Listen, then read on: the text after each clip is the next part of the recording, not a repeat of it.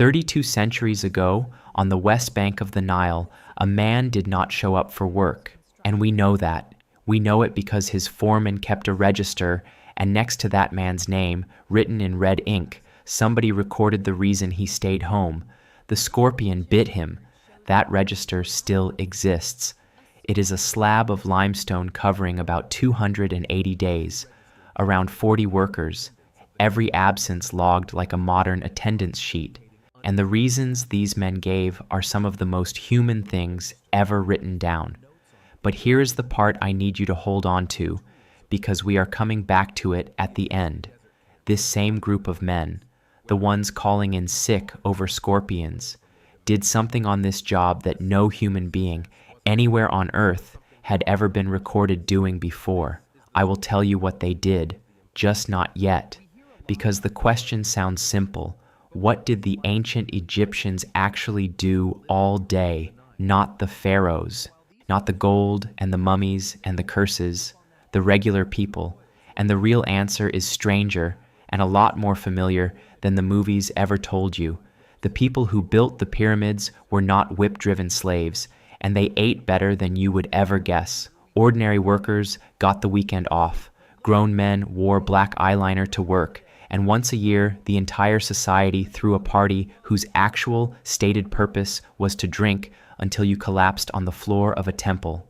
We can rebuild almost all of it, hour by hour, from their garbage, their teeth, and the notes they scribbled down and threw away. So start with the river, because the river started everything. Most Egyptians were not priests or scribes. They were farmers, and their whole year bent around the Nile.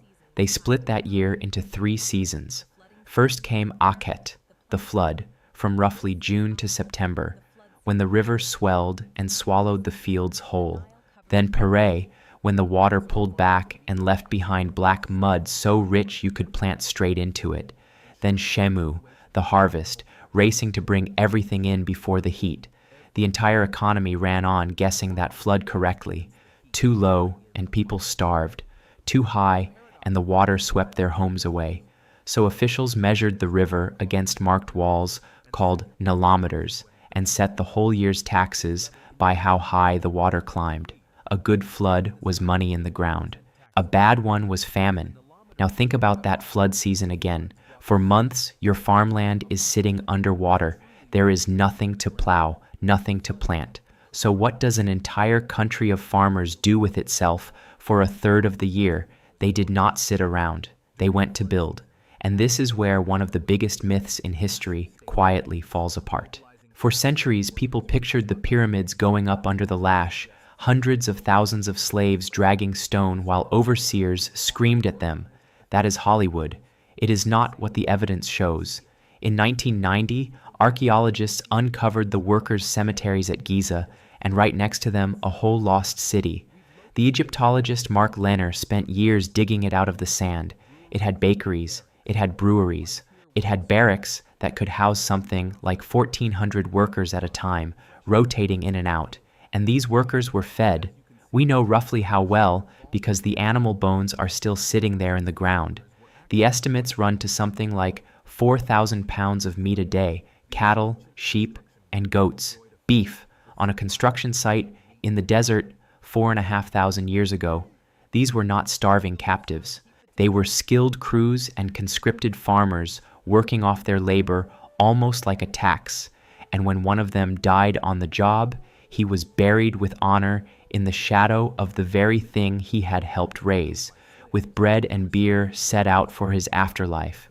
You do not bury slaves like that, which brings us to the food.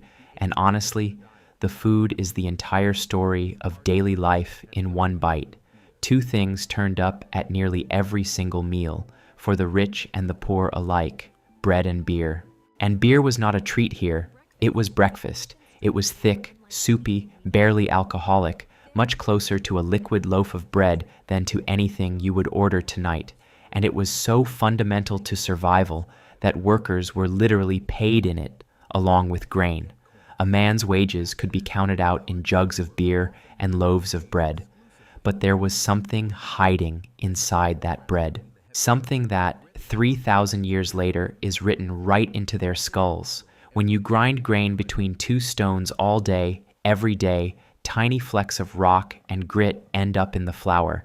The Egyptians knew this, and they could never fully stop it. So they ate sand, a little bit, with every loaf for their entire lives, and it worked exactly like sandpaper on their teeth. When you examine Egyptian mummies, the teeth are very often ground flat, worn straight down to the nerve, abscessed and infected. And yet here is the strange twist.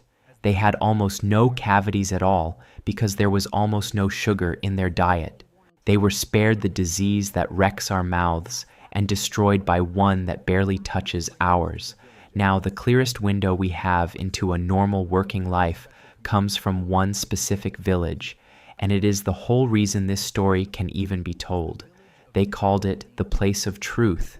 We call it Deir el Medina. This was a gated town of elite craftsmen, the painters and carvers and stonecutters who cut and decorated the royal tombs over in the Valley of the Kings. And because they could read and write, they wrote constantly. They left behind more than 5,000 of these little limestone notes, and from them we can reconstruct their schedule down to the day. Here was the rhythm of it. They worked 8 days straight, and during those 8 days, they did not go home. They slept in rough stone huts up on the mountain, close to the tombs, away from their wives and their kids. Then they got 2 days off, 8 on, 2 off, a weekend basically. Invented 3,000 years before yours. And remember that attendance sheet from the very beginning of this video?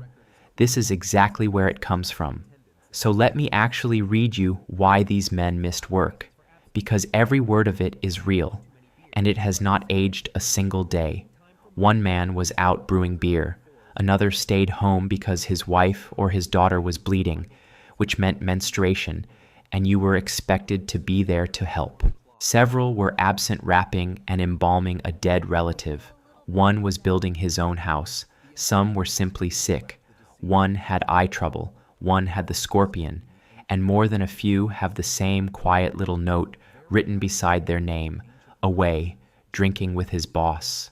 3,000 years later, and people are still calling in sick to go nurse a hangover with their supervisor. And look, if this is the part of history you actually love, the real people instead of just the kings and the treasure, then do me a favor and subscribe right now, because the single strangest thing they did all day is still coming, and it involves an entire nation getting deliberately, religiously drunk. Stay with me for that. Okay, before they walked out the door in the morning, how did they look? Cleaner than you would expect. They bathed every day. They shaved their heads, partly to beat the heat, but mostly to beat lice, and then wore wigs on top for anything important.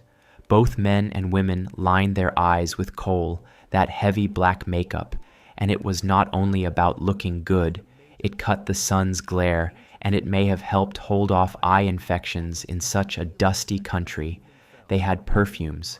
At parties, they wore scented cones of fat right on top of their heads that slowly melted down over the evening. They even had early breath fresheners, little pellets of myrrh and honey to chew. To them, looking good sat very close to being holy. And when the work was finally done, they played. Their favorite game was called Senet, a board of 30 squares that is one of the oldest games on the entire planet, older than the pyramids themselves. Anyone could play it. Kings played it. People too poor to own a board just scratched the grid into the floor and played anyway. But over the centuries, the game quietly became something much bigger. Winning at Senet turned into a stand-in for winning the only game that really mattered, the one against death itself. Getting your pieces safely off the board came to mean getting your soul safely past the monsters of the underworld.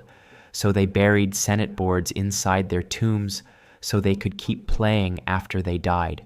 Tutankhamun was buried with several of them, which is strange, but it is not the strangest thing they did, because once a year, this careful, hard-working, tomb-building civilization held a festival whose entire purpose, out loud, on the temple walls, was to get blackout drunk. It was called the Festival of Drunkenness, and it grew out of a myth the Egyptians took deadly seriously. The story goes that the sun god Ra became enraged with humanity and sent the goddess Hathor in her lion-headed form as Sekhmet down to wipe people off the earth. She started killing, and she could not be stopped, and she would not stop. So the other gods came up with a trick. They flooded the fields with beer and stained it red with ochre until it looked exactly like blood. Sekhmet, drunk on slaughter, found this enormous red lake, assumed it was blood, and drank the entire thing. She passed out cold. She woke up calm. Humanity survived because a goddess got far too drunk to finish the job. So every single year, the people honored that. They gathered, often right at the temple, and they drank themselves to the point of collapse. Archaeologists like Betsy Bryan have actually excavated the halls where this happened, and the ritual had a very specific shape to it. You drank until you passed out, and then, in the dark, you were jolted awake by the pounding of drums, so that in that blurred, half-conscious moment, you might come face to face with the goddess herself. Getting drunk was not the sin here.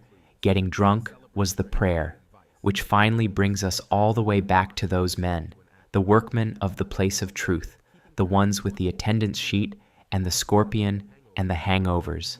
Because everything in their lives, the 8-day weeks, the huts up on the mountain, the bread and the beer, all of it ran on one single thing, the ration. They were not paid in coins. There were no coins yet. They were paid in grain and bread and beer, handed out by the state on time. That was the deal. That was the entire foundation their world stood on. And in the 29th year of the pharaoh Rameses III, around 1157 BCE, the rations stopped arriving on time. The grain was late, then it was later. And these were not slaves who could simply be ignored. These were skilled men with families and empty stomachs. So they did something that nobody in any surviving record from anywhere on this planet had ever done before. They stopped working. They put down their tools, walked straight off the job, marched to the great mortuary temples nearby, went inside, and sat down, and refused to leave. They occupied the temples of dead kings. A scribe named Amenemhat wrote the whole event down, and that papyrus still survives in Turin today. So the workers' own words reach us across 32 centuries, and they are not complicated. They said they were hungry. They said they had come there because of hunger and because of thirst, that they had no clothes, no oil, no fish, no vegetables, and they held that line until the grain was finally found and handed over. That is the first recorded labor strike in all of human history. Not a war, not a coronation, a group of ordinary workers deciding together that their work was worth something and then proving it by stopping. So, what did the ancient Egyptians do all day? They woke up in the mud brick dark and went out to the fields, or up the mountain, or onto the building site. They ate bread that filed their teeth down to nothing and drank their beer as wages. They lined their eyes, played a board game about cheating death, took their 2 days off, buried their dead, called in sick over a scorpion, got drunk for a goddess once a year, and loved their families. And when the powerful broke the deal, they stood up together and invented the strike. They were not statues. They were not slaves. They were people, almost unbearably like us. They just happened to write it all down on stone and then throw it in the trash, which honestly makes me wonder. 3,000 years from now, when somebody digs up what we left behind, our messages and our receipts and our own little notes about why we missed work, what are they going to decide that we did all day? And will any of it turn out to be as human as a scorpion, a hangover, and a man who simply wanted to be paid?